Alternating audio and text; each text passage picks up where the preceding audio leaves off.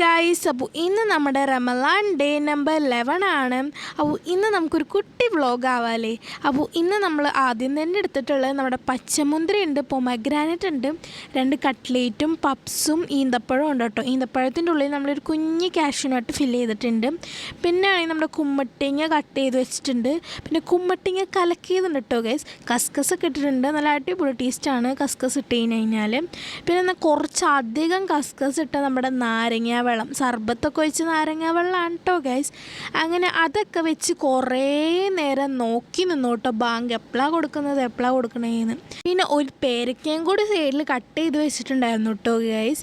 പിന്നെ നമ്മുടെ തണുത്ത വെള്ളം ഒരു കുപ്പിയിൽ മാറ്റി വെച്ചിട്ടുണ്ടായിരുന്നു ഗൈസ്. ഡീഹൈഡ്രേറ്റ് ആവാൻ പാടില്ലല്ലോ ഗൈസ്. അപ്പോൾ ഇതുവരെ ചാനൽ സബ്സ്ക്രൈബ് ചെയ്യാണ്ടാണ് കാണുന്നതെങ്കിൽ ഇപ്പോൾ തന്നെ ചാനൽ സബ്സ്ക്രൈബ് ചെയ്യണേ. പിന്നെ നമ്മൾ ഈന്തപ്പഴമൊക്കെ കഴിച്ച് നമ്മൾ ബാങ്ക് കൊടുത്തപ്പോൾ തന്നെ നോമ്പൊക്കെ തുറന്നു കേട്ടോ ഗൈസ്. അങ്ങനെ നമ്മുടെ നാരങ്ങവെള്ളം കുടിച്ചു, അടിപൊളി നാരങ്ങവെള്ളമായിരുന്നു. പിന്നെ കട്ട്ലേറ്റും കഴിച്ചു കേട്ടോ ഗൈസ്. അങ്ങനെ ഓരോന്നായിട്ട് നമ്മൾ തീർക്കുന്നുണ്ട്. ഇനി മെയിൻ കോഴ്സായിട്ട് തിന്നാനുള്ളത് എൻ്റെ ഫേവറേറ്റ് ആയിട്ടുള്ള ഒരു ഐറ്റം ആയിരുന്നു നമ്മുടെ ചെമ്മീൻ ദം ബിരിയാണി. അപ്പോൾ ഇതിൻ്റെ റെസിപ്പി വേണ്ടവരാണെങ്കിൽ ഇപ്പം തന്നെ ഒന്ന് കമൻറ്റ് ചെയ്യണേ. നല്ല അടിപൊളി സോഫ്റ്റ് ബിരിയാണിയാണ്, എനിക്ക് ഭയങ്കര ഇഷ്ടമാണ് ഈ സാധനം കേട്ടോ ഗൈസ്.